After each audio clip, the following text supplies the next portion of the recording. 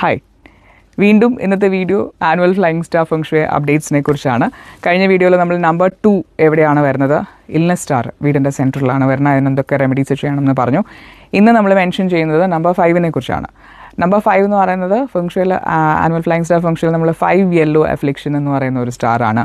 Woo Wang എന്നും പറയും. അപ്പോൾ ഈ 5 യെല്ലോ ആണ് ഉള്ളതിൽ ഏറ്റവും നെഗറ്റീവ് ആയിട്ടുള്ള ഒരു സ്റ്റാർ. അത് 2025 വരുന്ന ലൊക്കേഷൻ വടക്ക് കിഴക്ക് നോർത്ത് ഈസ്റ്റ് ലൊക്കേഷനിലാണ്. അപ്പോൾ നിങ്ങൾ ശ്രദ്ധിക്കേണ്ടത് നിങ്ങളുടെ വീടിൻ്റെ വടക്ക് കിഴക്ക് ഭാഗത്ത് എന്ത് റൂമാണ് ഉള്ളതെന്ന് നോക്കുക. അത് മെയിൻ ഡോറോ അല്ലെങ്കിൽ അവിടെയാണോ നിങ്ങളുടെ മാസ്റ്റർ ബെഡ്റൂമൊക്കെ വരുന്നുണ്ടെങ്കിൽ ഈ പറയുന്ന റെമഡീസ് ചെയ്യുന്നത് നല്ലതായിരിക്കും. അപ്പോൾ നമുക്ക് ആദ്യമായിട്ട് ചെയ്യാവുന്നത്, മുമ്പത്തെ വീഡിയോ പറഞ്ഞ പോലെ തന്നെ നമുക്ക് ഒരു പ്രിൻ്റ് എടുത്ത് വയ്ക്കാവുന്ന ഒരു ആമുലെറ്റ്, ഒരു പിക്ചർ റെമഡിയാണ് ആദ്യം പറയുന്നത്. 5 എലമെൻറ്റ് പഗോഡ വിത്ത് ഫൂഡോഗ്സ് എന്ന് പറയുന്ന ഒരു പിക്ചറും അതുമായിട്ട് റിലേറ്റ് ചെയ്തിട്ടുള്ള മന്ത്രാസൊക്കെയാണ്. അപ്പോൾ ഈ 5 യെല്ലോ മിസ്ഫോർച്യൂൺസ് കൊണ്ടുവരുന്ന പ്രശ്നങ്ങൾ എന്തൊക്കെയാണെന്ന് വെച്ച് കഴിഞ്ഞാൽ, ഒന്ന് ചെയ്യുന്ന കാര്യങ്ങളിൽ എന്തെങ്കിലുമൊക്കെ തടസ്സങ്ങൾ നേരിടാം, ഓവർ എക്സ്പെൻസസ് വരാം, ഒടിവ് ചതവുകൾ വരാം, ആക്സിഡൻറ്റ്സ്, അങ്ങനെയുള്ള കുറച്ചധികം പ്രശ്നങ്ങളുണ്ട്. ചെയ്യുന്ന കാര്യങ്ങൾക്കൊക്കെ തടസ്സങ്ങൾ, എന്തിനിറങ്ങിയാലും തടസ്സം. അപ്പോൾ അത് ഈ പറഞ്ഞ പോലെ നോർത്ത് ഈസ്റ്റ് മെയിൻ ആയിട്ടുള്ളൊരു ലൊക്കേഷൻ ആണെങ്കിൽ മാത്രമേ ഉള്ളൂ, അല്ലെങ്കിൽ നമ്മളെ കാര്യമായിട്ട് ബാധിക്കില്ല. ഇപ്പോൾ നമ്മളൊരു സ്റ്റോർ റൂമോ ടോയ്ലറ്റോ ഒക്കെയാണ് നോർത്ത് ഈസ്റ്റിൽ വരുന്നതെന്നുണ്ടെങ്കിൽ നമ്മളെ കാര്യമായിട്ട് ബാധിക്കില്ല. പക്ഷേ നോർത്ത് ഈസ്റ്റിൽ കിച്ചൺ ആണെങ്കിൽ കുറച്ചും കൂടെ കൂടുതൽ നമ്മളെ എഫക്റ്റ് ചെയ്യാൻ ചാൻസ് ഉണ്ട്, കാരണം അവിടെ ഫയർ വരുന്നുണ്ട്.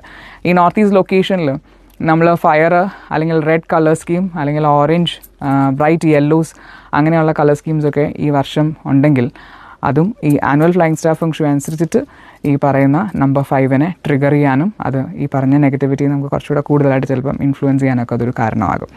അപ്പോൾ അതും ഒന്ന് ശ്രദ്ധിക്കുക. ഇനി ഈ ലൊക്കേഷൻസ് നോർത്ത് ഈസ്റ്റ് എന്ന് പറയുന്നത് നേരത്തെ പറഞ്ഞ പോലെ കിച്ചണാണ്, അല്ലെങ്കിൽ എൻ്റെ മാസ്റ്റർ ബെഡ്റൂമാണ് അവിടെ വരുന്നത്, മെയിൻ ഡോറാണെന്നുണ്ടെങ്കിൽ ഇപ്പം നമ്മൾ നേരത്തെ പറഞ്ഞ ആ പിക്ചർ പ്രിൻറ്റ് ചെയ്ത് അവിടെ വെക്കണ കാര്യം പറഞ്ഞല്ലോ, ഫ്രണ്ടും ബാക്കും പ്രിൻ്റ് എടുത്തിട്ട് ഒട്ടിച്ചിട്ട് ലാമിനേറ്റ് ചെയ്തിട്ട് ആ ഭാഗത്ത് വടക്ക് കിഴക്ക് ഭാഗത്തായിട്ട് വെക്കുക, വീടിൻ്റെ വടക്ക് കിഴക്ക് ഭാഗത്ത്.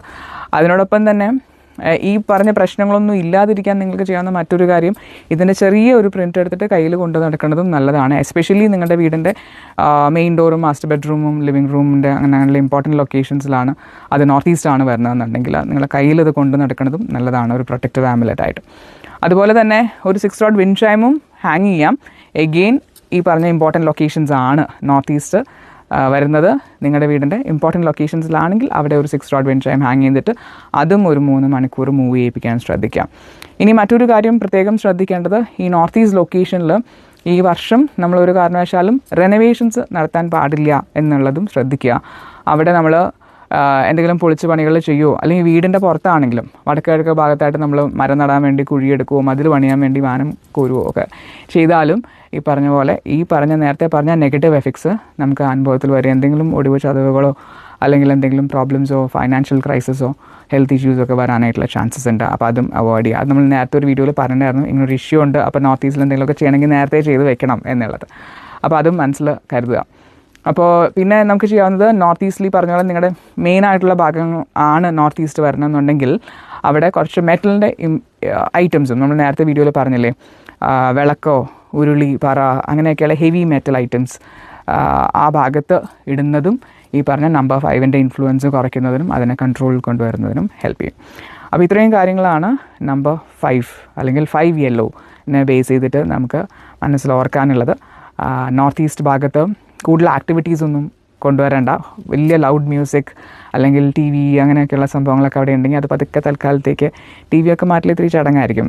സ്പീക്കേഴ്സൊക്കെ ഉണ്ട്, അല്ലെങ്കിൽ കുട്ടികൾ എപ്പോഴും പാട്ട് വെച്ചു ഭയങ്കര ഒച്ച ബഹളമൊക്കെ ആണെങ്കിൽ അത് വേണമെങ്കിൽ തൽക്കാലത്തേക്ക് വേറൊരു റൂമിലേക്കൊക്കെ മാറ്റുന്നത് നല്ലതായിരിക്കും. വടക്ക് കിഴക്ക് ഭാഗം കുറച്ച് ശാന്തമായിട്ടിരിക്കുന്നതായിരിക്കും ബെറ്റർ. കിച്ചണാണ് നോർത്ത് ഈസ്റ്റ് വരുന്നതെന്നുണ്ടെങ്കിൽ അവിടെയും ഒരു 6 road metal wind chime hang ചെയ്യണം, കാരണം ഫയർ ഈ നമ്പർ 5 അത്ര നല്ലതല്ല.